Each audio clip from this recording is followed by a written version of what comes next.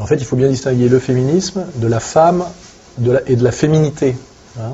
Le féminisme, c'est un mouvement politique qui, un peu sur le modèle du marxisme, qui prétend que l'histoire, c'est la lutte des classes. Là, il prétend que l'histoire, c'est la lutte des sexes. Et qu'en fait, le but de l'histoire, c'est de libérer les femmes de l'oppression qu'elles subissent de la part des hommes. Donc c'est une vision du monde que j'appelle moi un communautarisme victimaire, c'est-à-dire effectivement il y a un côté monodéterministe, c'est-à-dire les femmes sont aliénées par les hommes et il faut qu'elles se libèrent de l'oppression masculine. C'est la première définition sérieuse du féminisme.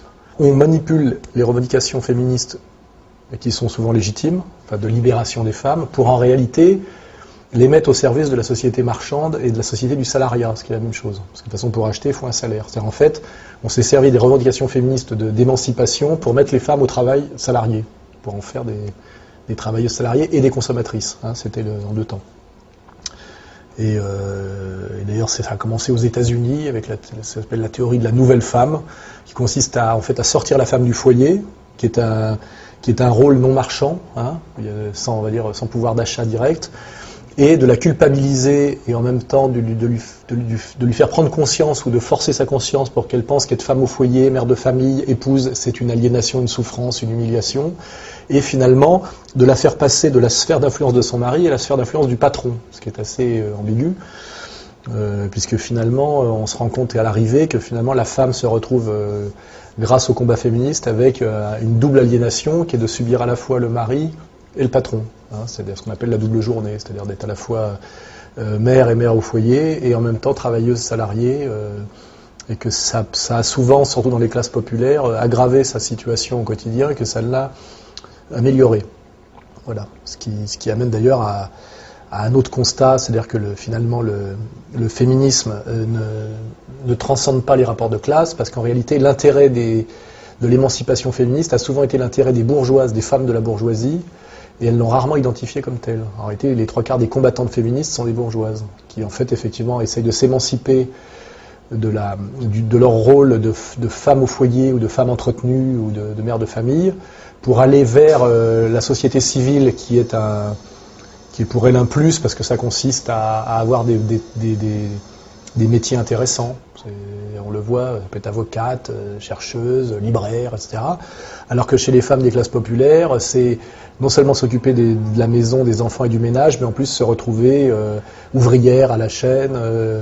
Et ce qui est assez intéressant, c'est que du côté des classes populaires, en fait, l'émancipation des femmes passe plutôt par échapper à l'impératif de production et au salariat, pour pouvoir limite devenir femme entretenue, femme au foyer, ce qui est un luxe et une aspiration pour les femmes des couches populaires, c'est échapper à l'impératif de production du travail, alors que dans la bourgeoisie, c'est échapper à l'ennui de la maîtresse de maison de la bourgeoisie pour accéder à une vie sociale plus intéressante dans des métiers intéressants. Ce qui veut dire qu'il y a une opposition en termes de classe entre ce à quoi aspire la bourgeoise en termes d'émancipation et ce à quoi aspire la femme des couches populaires. Et le féminisme a rarement identifié cette contradiction. Et il est assez facile de voir que la plupart des leaders féministes sont en général des femmes de la bourgeoisie. C'est-à-dire ça correspond à la sensibilité de la bourgeoise de gauche. Donc ça, c'est le travail que j'ai fait, qui à mon avis n'est pas contestable et pas critiquable, mais qui a été beaucoup critiqué d'ailleurs en termes de procès d'intention, machisme, mépris des femmes, etc. C'est possible pour une femme de travailler dans la société du salariat si quelqu'un s'occupe de ses enfants en bas âge, par exemple, ce qui veut dire que souvent, ce qu'on oublie, c'est que derrière la femme émancipée et féministe, il y a une autre femme qui a une double aliénation, elle, qui est la femme de ménage, par exemple, ou la babysitter, qui, elle, s'occupe et des enfants de la bourgeoise émancipée et de ses propres enfants. Donc c'est qu'en fait, l'émancipation des femmes se fait souvent de façon non dite sur le dos d'autres femmes qui, elles, subissent une double aliénation. Parce que le problème d'à la fois d'accoucher d'enfants, d'élever des petits-enfants et de travailler, c'est que ça multiplie le temps de travail et que les journées ne sont pas extensibles et qu'il n'y a pas d'ubiquité chez les femmes, pas plus que chez les hommes. Donc, à un moment donné, comment fait-on ? Qu'est-ce qu'on fait de ces enfants en bas âge quand on est obligé de travailler 8 heures par jour ? C'est la question qui est posée. Alors, il y a des femmes qui ont les moyens de payer une babysitter pour aller travailler, ce qui veut dire qu'il faut que leur salaire soit plus élevé que ce que coûte la babysitter. Mais pour les femmes des couches populaires, une femme qui s'occuperait de leurs enfants pendant qu'elle travaille leur coûterait plus cher que ce qu'elle travaille en tant que salariée. Donc, ce n'est pas un choix libre, c'est une question déjà de position de classe, et ça réduit souvent à la fin notamment dans les classes populaires, à la double journée. Parce qu'en réalité, aujourd'hui, le droit au travail est une escroquerie, c'est l'obligation de travailler. C'est-à-dire que pratiquement plus aucun couple aujourd'hui ne peut vivre sur un seul salaire. Et dans les couches populaires, ce qui prouve d'ailleurs qu'il y a une régression sociale, il faut dans les familles d'ouvriers ou de petits cols blancs, 2 salaires pour faire vivre une famille, un foyer. Il faut 2 salaires. C'est-à-dire qu'une femme arrête de travailler aujourd'hui, c'est un luxe dans les classes populaires. En réalité, elle est obligée de travailler. Donc les féministes nous présentent comme un acquis de haute lutte le fait d'avoir le droit de travailler, et dans le travail salarié, alors qu'en réalité c'est une obligation. Un, c'est une obligation, et 2, c'est ce que désire le système marchand, car en fait, le système marchand qui veut étendre le marché toujours plus a intérêt à étendre le salariat et le pouvoir d'achat, la capacité de consommer.